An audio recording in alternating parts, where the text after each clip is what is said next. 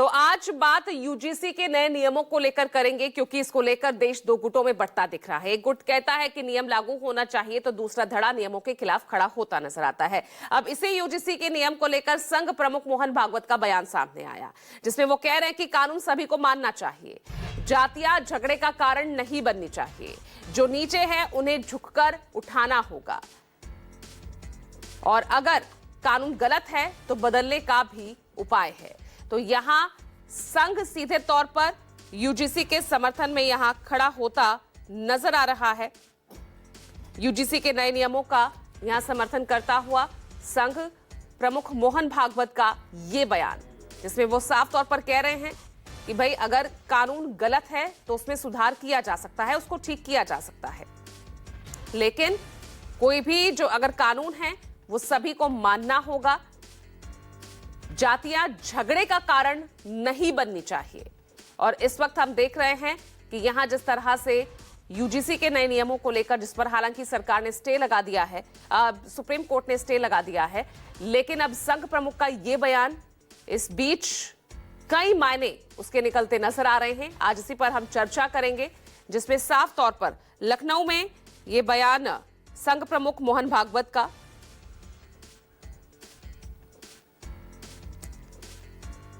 तो कानूनों का पालन किया जाना चाहिए और अगर कोई कानून त्रुटिपूर्ण है तो उसे बदलने के संवैधानिक तरीके मौजूद हैं। पहले मानस आपके पास आ रही हूं। मानस, कार्यक्रम क्या ये कार्यक्रम था जिसमें मोहन भागवत ने यूजीसी को लेकर यह बयान दिया,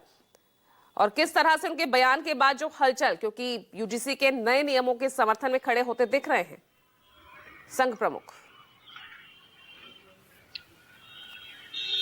जी देखिए, बिल्कुल पहली बार संघ की तरफ से कोई बयान आया है यूजीसी को लेकर के, तो अपने आप में बड़ा महत्वपूर्ण है कि एक तरीके से लाइन क्लियर नजर आ रही है कि संघ क्या चाहता है, भारतीय जनता पार्टी उसकी सरकार क्या चाहती है। देखिए, 3 दिन का गोरखपुर प्रवास था, वहां पर बैठक हुई और उसमें सभी हिंदू जातियों के लोगों को बुलाया गया, चाहे वो ओबीसी समाज से आते हो, चाहे वो दलित समाज से आते हो, सवर्ण समाज से आते हो, सवर्ण समाज में भी जो अलग अलग जातियां हैं उसके लोगों सभी को बुला करके एक वहां पर एक कार्यक्रम हुआ, साथ में भोजन किया गया और वहां से भी ये संदेश दिया गया कि हिंदू जातियों को एकजुट रहना चाहिए, हिंदुओं को एकजुट रहना चाहिए।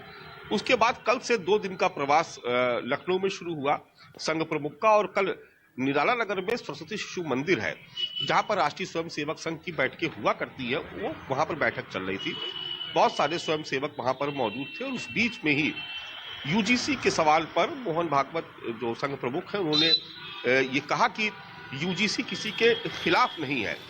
यानी एक तरीके से वो इसका समर्थन करते नजर आए। और उन्होंने साथ में ये भी कहा कि अगर कानून कहीं से भी उसका दुरुपयोग होता है तो उसमें बदलाव का विकल्प खुला हुआ है। और जो उनकी लाइन थी वो बिल्कुल स्पष्ट तौर पर नजर आ रही थी कि वो कहना क्या चाहते हैं। देखिए, कुछ शब्द है, कुछ लाइनें जिसको मैं पढ़ के सुना देता हूं, क्योंकि बाद में एक प्रेस नोट जारी किया गया। उसमें कहा गया कि यूजीसी गाइडलाइन किसी के खिलाफ नहीं है, इसे सभी को मानना चाहिए, यदि कानून गलत है तो उसे बदलने का उपाय भी है, जातियां झगड़े का कारण नहीं बननी चाहिए, समाज में अपनेपन का भाव होना चाहिए। इस तरीके से उन्होंने 4-6 लाइनें बोली और आखिर उन्होंने कहा कि मन में यह भाव भी होना चाहिए कि एक को दबाकर दूसरे को खड़ा नहीं किया जाना चाहिए। और आखिरी में वो जब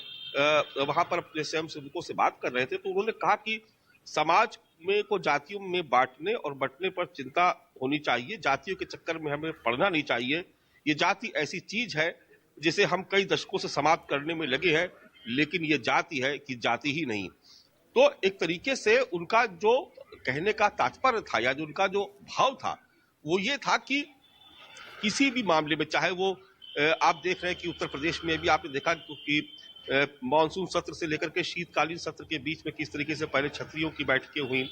फिर उसके बाद ब्राह्मणों का सहभोज हुआ, एक विवाद वहां से खड़ा हुआ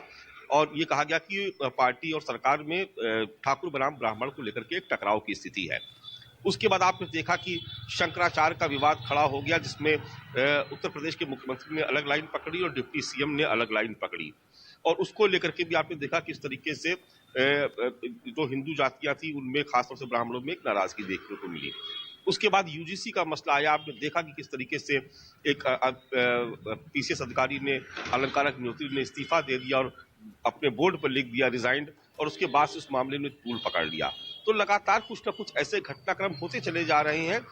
कि हिंदू जातियों में एक तरीके से बिखराव देखने को मिल रहा है। और 2027 का जो विधानसभा चुनाव है, लगभग चुनावी मोड में उत्तर प्रदेश आ चुका है। बैठकों का दौर जारी है। मार्च के महीने से समाजवादी पार्टी अपना प्रचार अभियान शुरू कर देगी। एसआईआर के मुद्दे पर पहले से हंगामा कटा हुआ है।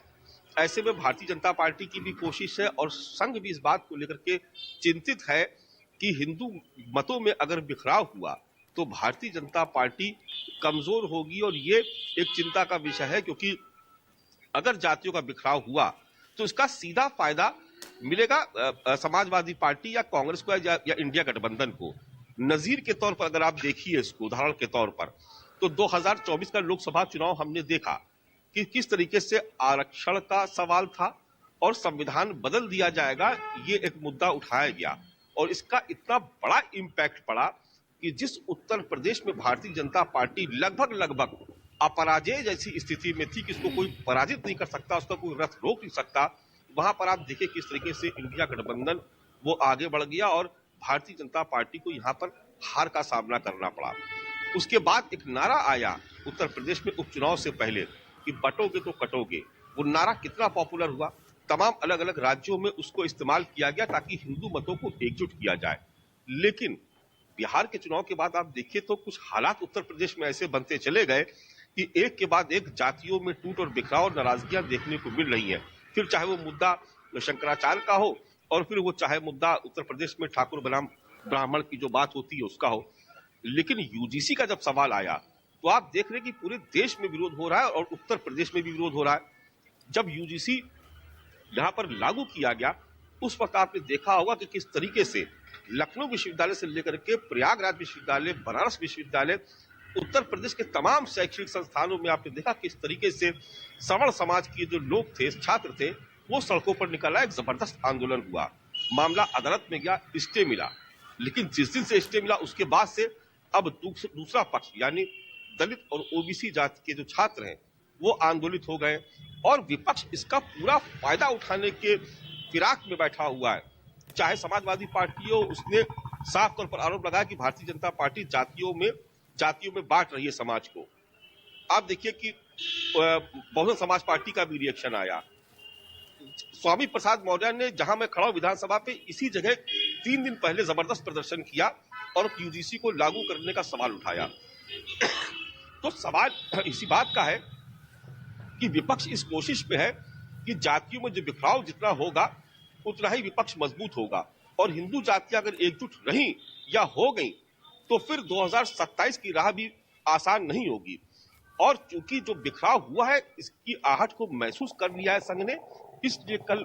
संघ प्रमुख का जो पूरा दौरा था वो हिंदू जातियों को एकजुट करने पर ही फोकस था और उसी में ही यूजीसी का सवाल भी उठाया गया था। ठीक है मानस, अब मैं अपने